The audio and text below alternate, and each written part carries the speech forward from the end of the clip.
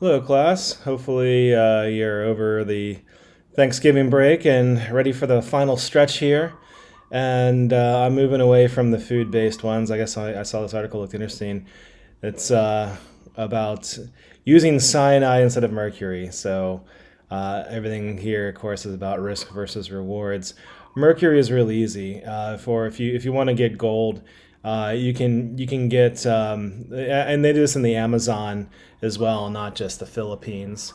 But you can take like kind of heavy mud, and if the area is rich in gold, you can pour mercury into like heavy mud, and then the the the mercury will leach all the gold out, and then you get this amalgam. So I have mercury amalgam fillings in my teeth. So I don't know, maybe it's showing my age, but when you mix mercury with other metals, it forms what's called an amalgam. And mercury, of course, is liquid, and then when you mix them together, or the dentist will mix it together, and it's really soft for a little bit, and you can then put it in things like in fillings and teeth. And now, typically, we usually use more composites than mercury amalgam for fillings. But I mean, some places still do that. And you can, like I said, you can do this to get gold. And after you here's a picture of the amalgam, what it looks like down here. So if you see what I just want to zoom what this person. Here we go. You can see this is the mercury amalgam right there. And this is what they're saying instead to take make a cyanide complex. So cyanide, using cyanide instead of mercury. Cyanide bonds really strongly to gold and other metals, other expensive metals too, not just gold. It's gonna be like chromium, for instance. Whereas mercury is a little better at binding to gold. It'll bind to other metals like silver and zinc and that kind of thing. But it does so really, and it's just in its metallic form, not its ionic form. Uh, and well, I guess the same thing for the cyanide. It can also do ions, but the ions are not very soluble. So, but the metals, it's pretty good at going after the metals. So gold, for instance, is not very reactive. It tends to stay in its metallic form, and its elemental form. It's one of the few elements you can find that way in nature that just sits there in its elemental form. And also, what's interesting about this article, they just discovered about $80 billion worth of gold in China. So they found a gold seam in China, and so I guess the value of gold might go down because of this huge influx of gold going in. But smaller miners do it this way, and but what you do is you take this amalgam, and you just take a blowtorch to it, and you burn off all of the mercury, and you're left with this kind of spongy looking gold, and then that's what they sell, is that spongy gold. Or you can melt it down and form it into bars or something like that. But usually, I mean, that's what you're left with. So the alternative to this is to use cyanide in a process, and we do that here in the United States. Like we'll find kind of a little bit higher concentration of gold, and then we crush up the rocks, and we wash them, crush them up, and we get kind of this heavy mud, and then we mix it with cyanide, and then we get and put in activated carbon. Then we get what this gentleman is holding in his right hand, and then we can further get the gold out of that. So at least that's how we do the majority of gold mining here in the United States. And they're looking to push to cyanide, but I mean, it's like risk versus rewards. I mean, cyanide's pretty toxic. I mean, obviously, and one thing with cyanide, it tastes like it tastes like almonds. So if you're eating almonds and you if you wonder where the flavor of almonds come from, it actually comes in part from cyanide. And if you've ever smelled cyanide gas, I have.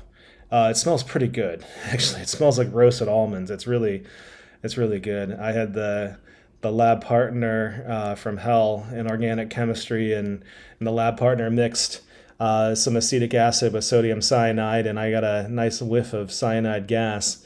It wasn't enough to harm me. Because one thing that's nice about cyanide poisoning is if you can like get up and walk away, you're probably fine.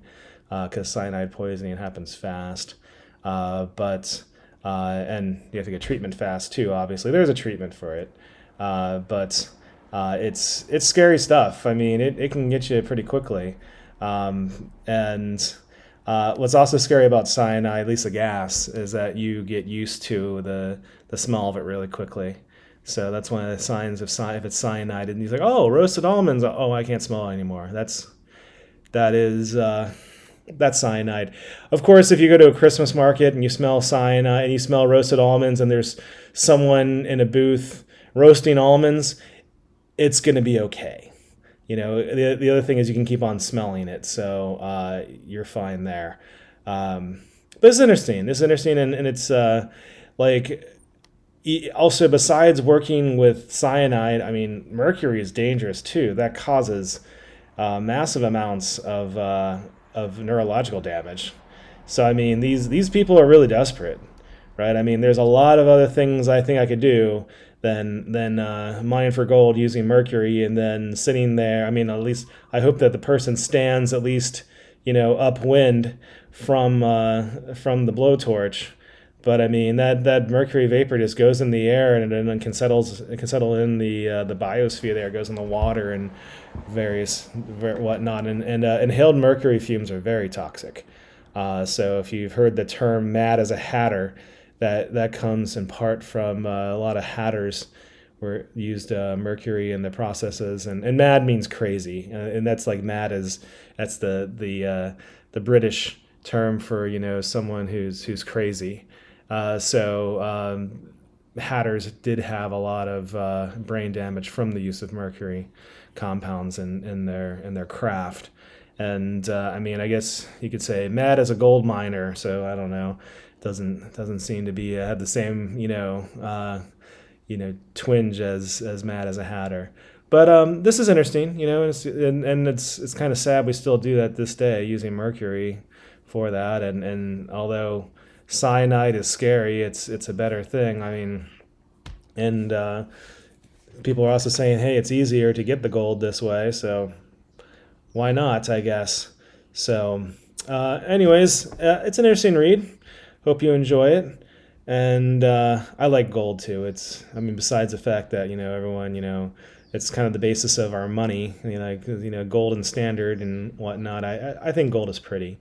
I like seeing a lot of the artistic things in gold and whatnot. So, but okay. Well, hope you enjoy the article. And yes, we are in December now, and this end of the semester is near. We essentially have about 2 weeks. This is next week is the last week of classes. The semester officially ends on December 12th, at least the instructional part of the semester. And then the following week, Friday, December 20th, is the end of finals week. So get ready for the end. So and please look after yourselves. If you need anything, please let me know. I will always do what I can to help. Especially a lack of basic needs. A lot of people are in the giving spirit, this time of year. So if you're having a hard time finding food, it's an easier time probably than most to get some more food. Also, I mean, stressful time, finals and holidays. So if you're having mental health issues, and you need some help, let me know. I can help refer you to the right people. We're here ready to help you in that regards. So, all right, I talked too long. So have a nice rest of your week, and aloha.